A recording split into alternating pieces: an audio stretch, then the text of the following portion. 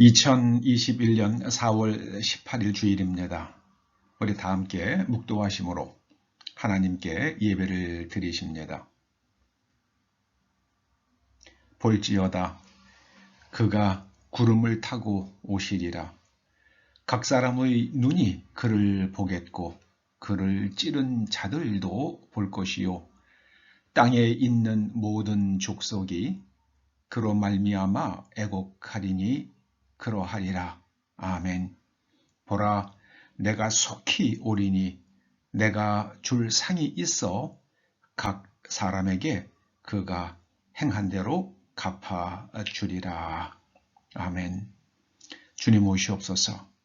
주님 오시옵소서. 모든 사람이 보는 가운데 오셔서 주님을 거부했고 하나님의 말씀에 어긋난 삶을 산 모든 사람들에게 그들의 행한 대로 갚아 주시옵소서. 아버지 하나님, 이 땅을 보존하여 주시옵소서.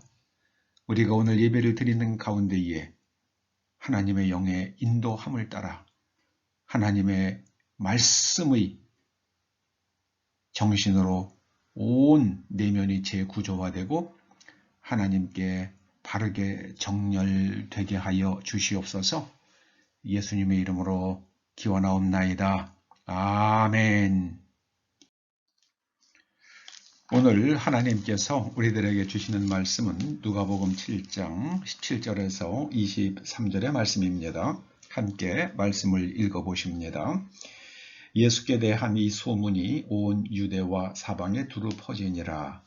요한의 제자들이 이 모든 일을 그에게 알리니 요한이 그 제자 중 둘을 불러 주께 보내어 가로되 오실 그이가 당신이 오니까 우리가 다른 일을 기다리오리까 하라 하매 그들이 예수께 나아가 이르되 세례 요한이 우리를 보내어 당신께 여쭈어 보라고 하기를 오실 그이가 당신이 오니까 우리가 다른 일을 기다리오리까 하더이다 하니 마침 그때에 예수께서 질병과 고통과 및 악귀 들린 자를 많이 고치시며 또 많은 맹인을 보게 하신지라.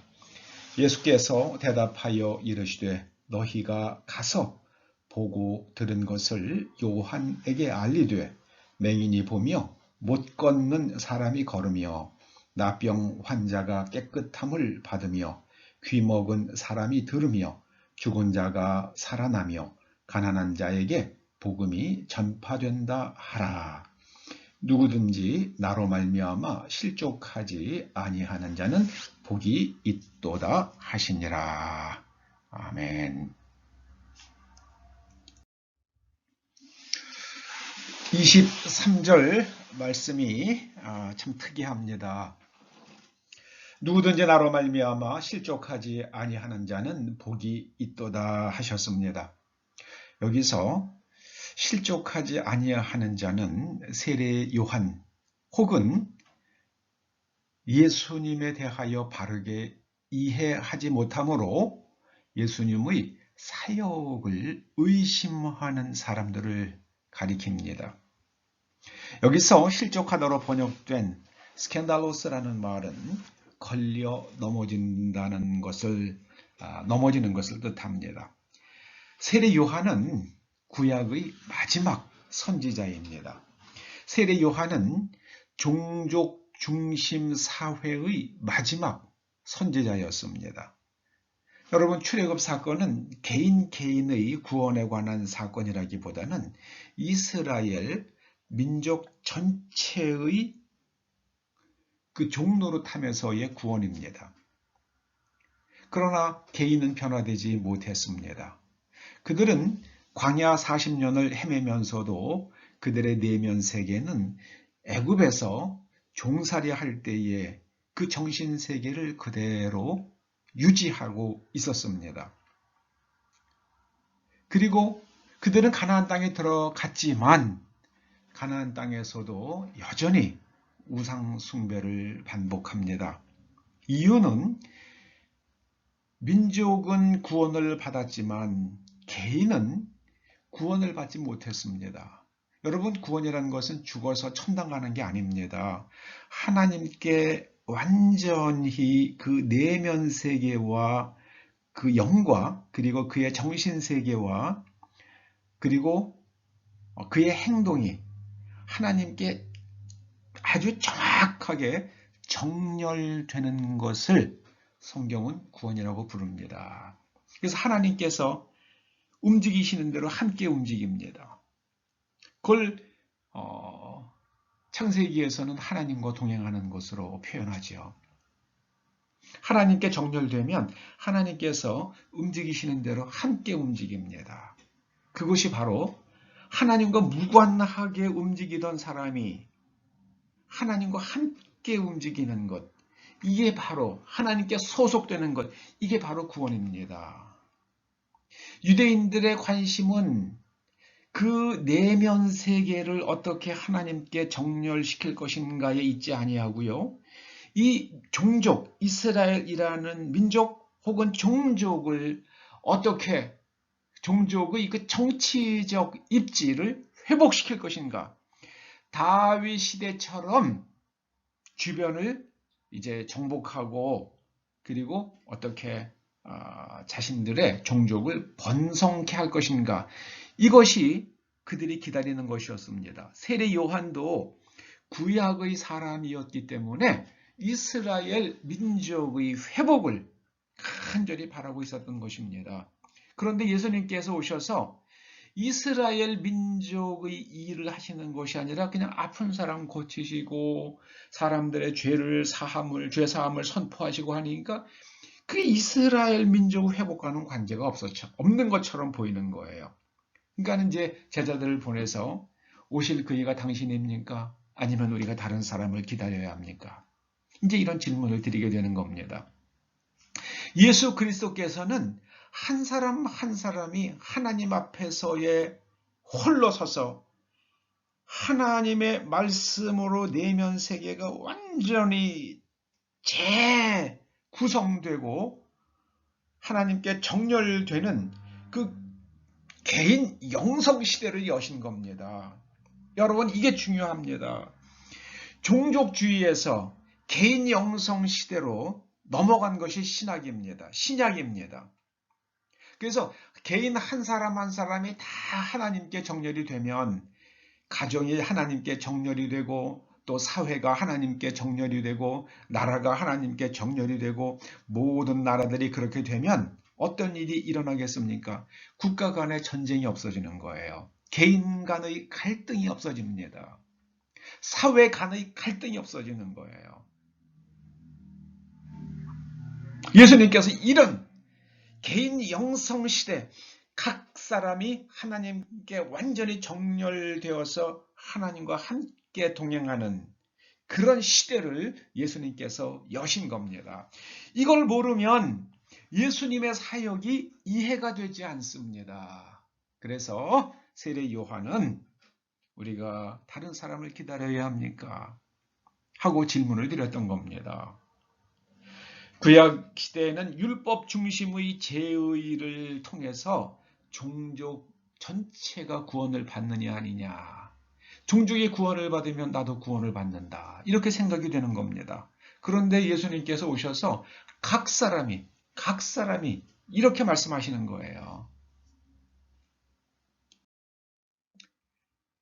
이스라엘 사람들의 개인의 내면은 물질 중심의 세계관으로 완전히 찌들어 있었습니다. 그들의 양심은 화인 맞았어요. 누가 화인이라는 것은 낙인을 찍잖아요. 누가 낙인을 찍었습니까? 뱀이 낙인을 찍었어요. 사단이 낙인을 찍었습니다. 이 양심은 내 거야. 그러니까 사단의 세계관과 가치관 그리고 이런 걸 따라가지고 판단을 하고 행동을 합니다. 거룩에 이를 수가 없죠. 여러분, 예수님의 제자였던 베드로 사도를 통해서 하나님께서 우리들에게 뭐라고 말씀해 주십니까? 믿음의 결국, 믿음의 궁극적 목적이라는 뜻이에요. 텔로스예요. 믿음의 궁극적 목적은 영혼의 구원이다. 영혼에 해당되는 것이 푸시케입니다. 정신세계가 정신세계가 건진받는 것이다. 어디서 건진받는 겁니까? 아주 썩은 똥통 같은 데서 건진받는 것이 바로 믿음의 궁극적 목적이다. 이 말씀을 하십니다. 썩은 정신머리가 바르게 고쳐지는 것이 영혼의 구원입니다. 그 결과는 하나님의 성품을 갖게 되는 겁니다.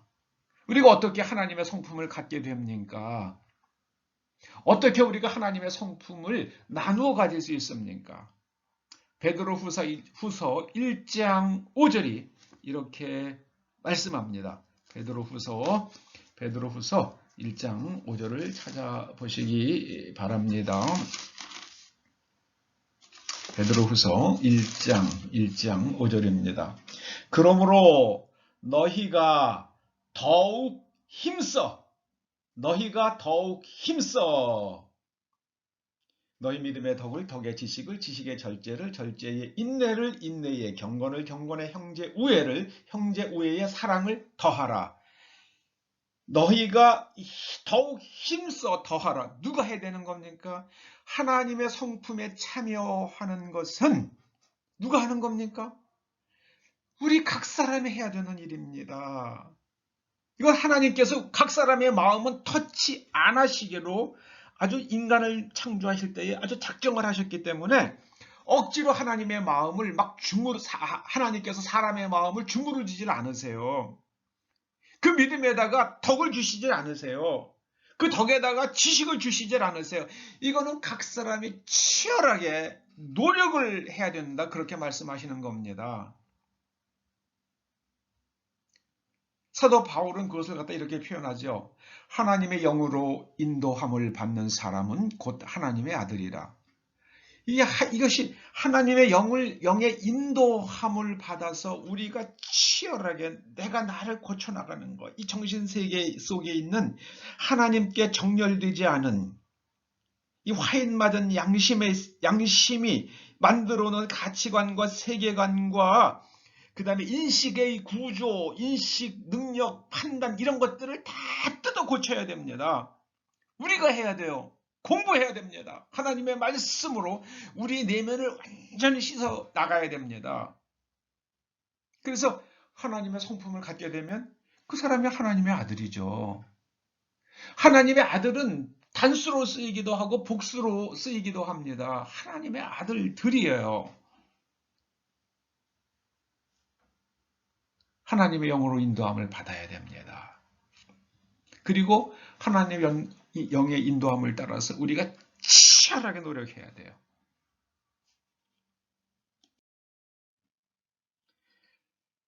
세례 요한이 그렇게 말합니다. 나는 쇠하여야 하겠고 그는 흥하여야 하리라. 무슨 말씀입니까?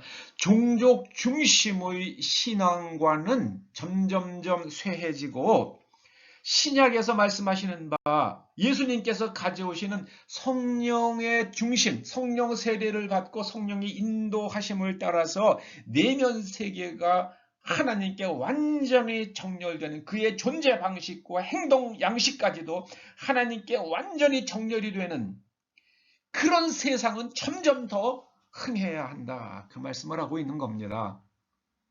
여러분, 구약시대에는 우리가 알고 있는 오늘날과 같은 개인은 존재하지 않았습니다. 개인은 가족이나 사회나 국가를 위한 재물이 될 수 있었습니다.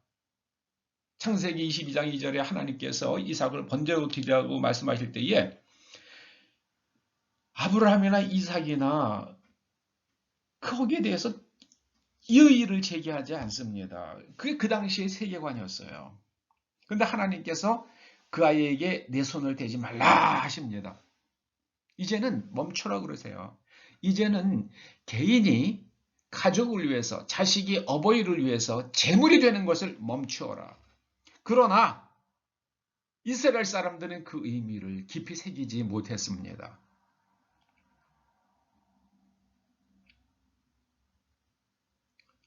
구약시대에는요, 이스라엘 사람들만 그랬던 게 아니라요, 그 사람들이 대부분 그랬어요. 그래서 열왕기하 3장 27절에 보면은요, 모압 사람들이 그다음에 이스라엘과 유대와 에돔 사람의 연합군과 함께 전쟁을 하게 되는데요. 점점 자기네들이 수세에 몰리게 되니까 모압 왕이 자신의 맏아들, 자기를 이어서 왕이 될 맏아들을 데려와서 성 위에서 그 아들을 태워서 그들이 믿는 신 그모스에게 제사를 지내잖아요.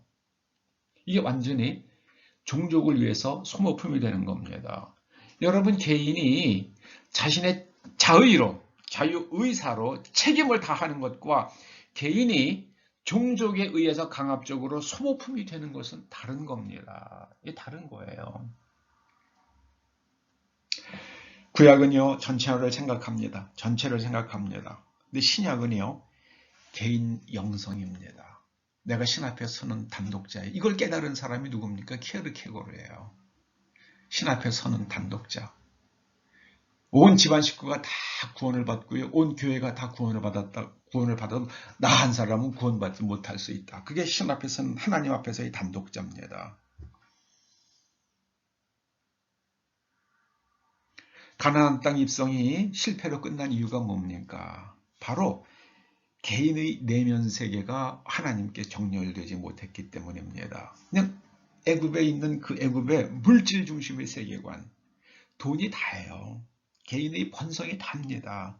그거를 위해서 그냥 자식도 제물로 바치는 못할 일이 없는, 결국은요 사회가 무너지고 국가도 무너집니다.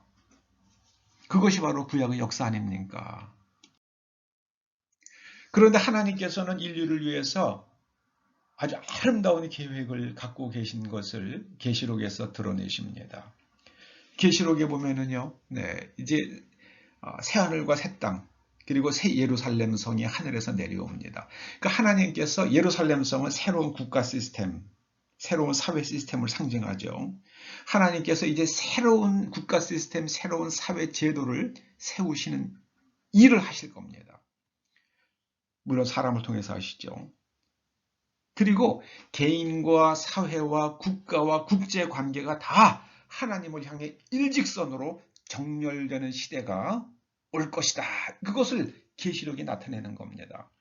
계시록 21장 3절 보면은요, 하나님의 장막이 사람들과 함께 있으면, 이게 사회죠. 하나님이 그들과 함께 계시리니. 그리고요, 21장 7절에서는요, 이기는 자, 개인의 내면 세계가 하나님께 정렬돼서 그 모든 죄의 유혹을 물리치는 사람들, 각 사람입니다.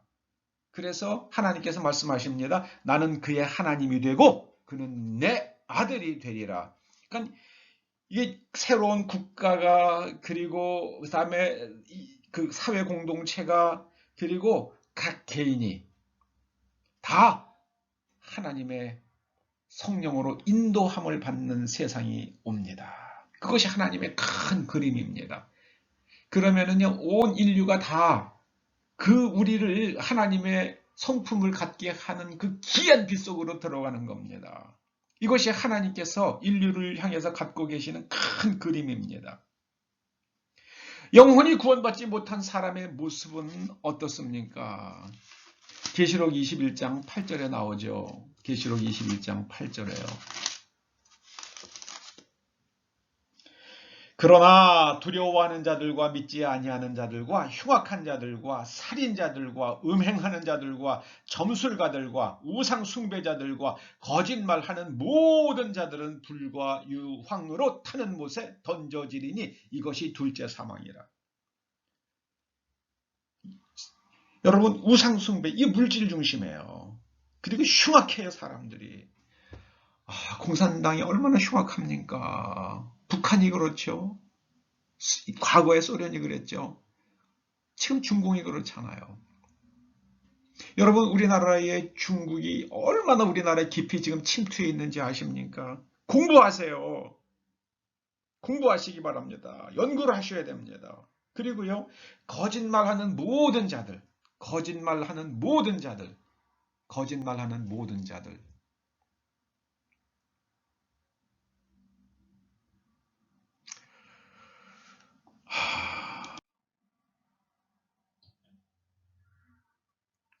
여러분, 로마서 8장 19절에 보면은요. 피조물이 고대하는 바는 온 자연이 이 지구가 하나님의 아들들이 나타나는 것을 기다린다. 이렇게 말씀합니다. 저는 이번에 4대강 보호에 대해서는 저는 전문가가 아니잖아요. 그러나 전문가가 아니기 때문에 저는 그 수많은 돈을 수조 원을 수십조인지 모르게 그 많은 돈을 들여서 만든 4대강 사업이라 그러면은 거기에는 뭔가 좀 부족한 것도 있고 단점도 있고 문제점도 있겠죠. 그러나 그 4대강이 가져다 주는 분명히 이익이 있을 겁니다. 4대강 보를 다 제거하면 그 이익까지도 다 제거가 되는 거잖아요. 근데 4대강 제거한다는 그 가장 주된 이유가 뭡니까? 4대강 보를 제거하는 그 주된 이유가 녹조 아닙니까? 녹조. 여러분 녹조 원인이 물이 갇혀있기 때문에 녹조가 생긴다는 것 아닙니까? 여러분 생각해 보자고요. 물이 갇혀 있으면 녹조가 생깁니까? 그러면 소형강 댐도 시퍼렇게 녹조 라떼가 되어야 되잖아요. 백두산에 있는 천지요. 그것도 시퍼렇게 녹조 라떼가 되어야 되잖아요. 조금만 공부한 사람은 알아요. 물이 갇혀 있기 때문에 녹조가 생기는 것이 아니라 물은 고인물이 썩죠. 그러나 그 댐에 있는 물, 그 수중보 안에 있는 그 보 안에 있는 물은 계속 움직여요. 위에서 내려오고 또 밑으로 내려가고 그럽니다. 그런데 녹조가 생기는 이유는요. 녹조가 생기는 이유는 그 수질의 부영양화예요. 부영양화. 다른 거 없어요. 거기에 생활하수가 들어가고 거기에 가축 배설물이 들어가기 때문에 그렇습니다. 제가 스위스 갔을 때 제가 정말 깜짝 놀란 게 있어요. 그 레만호가 물이 그렇게 맑을 수가 없어요. 그 제가 물어봤습니다. 아니 우리나라는 호수가 하수가 이렇게 생활이 거기에 집을 짓고 그러면은 물이 생활하수 때문에 물이 더러워지잖아요. 그런데 어떻게 물이 이렇게 맑을 수가 있냐? 스위스에 있는 그 개천들 그 어떻게 그렇게 맑은 물이 흐르냐 그랬더니요. 생활하수가 개천으로 그리고 호수로 들어가지 않는데요. 다 하수관을 묻어가지고 그것이 종말 처리돼가지고 강으로 간다는 겁니다. 그러니 물이 맑죠. 여러분 무슨 코로나 때문에 이게 그 수중보 놔둬야 돼요. 그리고요 그 수중보에 그게 가지고 있는 홍수 조절 기능과 그 물을 쓰는 사람들은 농사 짓는 사람들이잖아요. 농부들이 이제는 농사 다 지었다고 막 가슴을 쥐어뜯고 있잖아요. 이게 얼마나 어리석은 겁니까? 얼마나 어리석은 겁니까? 정말 생각하지 않아요. 한국인들 정말 생각하지 않아요. 정말 요새는 미국인들도 그렇더라고요. 미국 사람들은 요즘에 참 기가 막히더라고요. 정말 기가 막힙니다. 그냥 감옥에 있는 남자 죄수가 나 오늘서부터 여자 할래요. 나는 여자인데 왜 내가 남자 감옥에 있죠? 나 여자 감옥으로 보내주세요. 그러면 여자 감옥으로 보내라는 법을 만들었더라고요.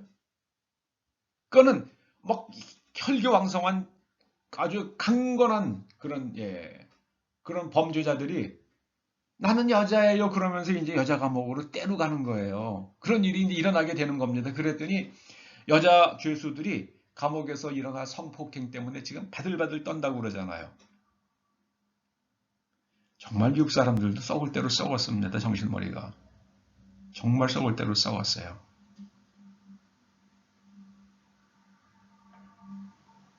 이제 코로나로 인해서 악마가 누군지 드러날 겁니다. 지구온난화 때문에 악마가 누군지 밝혀질 겁니다. 최소한 지구온난화가 탄산가스 때문이라는 것은 아직 증명되지 않았어요. 아무도 몰라요. 이것이 지구는 계속 더웠다 차가웠다 그러잖아요. 빙하기라는 게 차가워지는 것 아닙니까? 그렇다가 또 따뜻해지고 차가워졌다 따뜻해지고 계속 그러는 거 아닙니까? 지금 지구가 분명한 거는요. 예수님께서 태어나실 때에 그때는 불과 한 2, 30년 전보다 훨씬 따뜻했던 겁니다. 그때 들에서 양을 쳤단 말이에요. 겨울에. 그런데 16세기, 17세기, 18세기 들어오면서 굉장히 추워졌어요. 그때 빙하기는 아니지만은요. 굉장히 날씨가 추워졌다가 지금 또 따뜻해지는 그 자연 지구의 자연적인 순환 과정인지 탄산가스 때문인지는 아무도 몰라요. 그런데 탄산가스 그러면 사람들을 다 예,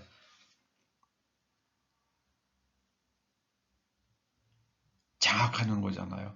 여러분 에너지 중에서 최고의 청정 에너지는 원자력입니다. 앞으로 우리나라 이제 전기자동차 다 썼죠. 다 썼어요. 전기자동차 쓰려 그러면은 앞으로요 이제 한국의 대기는 완전히 숨도 못 쉴 정도가 될 겁니다. 태안 지역은요 원래 충남 태안 지역은 거기 화력 발전소 때문에 공기가 안 좋았거든요. 거기다가 중국에서 오는 그 먼지들 그 공장 그 오염된 공기들 때문에 태안 지역 정말 사람 살기 힘든 동네가 돼버렸어요. 거기서 사용하는 석탄이 문제가 있어서 그랬겠죠. 여러분 대기 오염이 심각해질 겁니다. 정말 청정 에너지는 원자력이에요. 전 그게 정말 안타까워요. 우리나라는 원자력 발전을 해가지고 송전을 하려고 그러면은 막 산으로 송전탑들이 막 놓여져야 되는 얼마나 그 관리하기도 힘들고 송전탑 세우기도 어렵습니까? 그러니까는 이 원자력 그 연구하시는 분들이 아니 원자력 항공모함, 핵 항공모함이나 핵 잠수함들은 원자력 발전소를 끼고 있는 거잖아요. 그래도 괜찮은데, 야, 우리가 이걸 모듈화할 수 있다, 소형화할 수 있다. 그럼 송전탑 필요 없잖아요. 근데 그거 원자력 안 한다고 그러니까 그거 다 어디로 갔습니까? 저는 중국에 넘어갔다고 봅니다.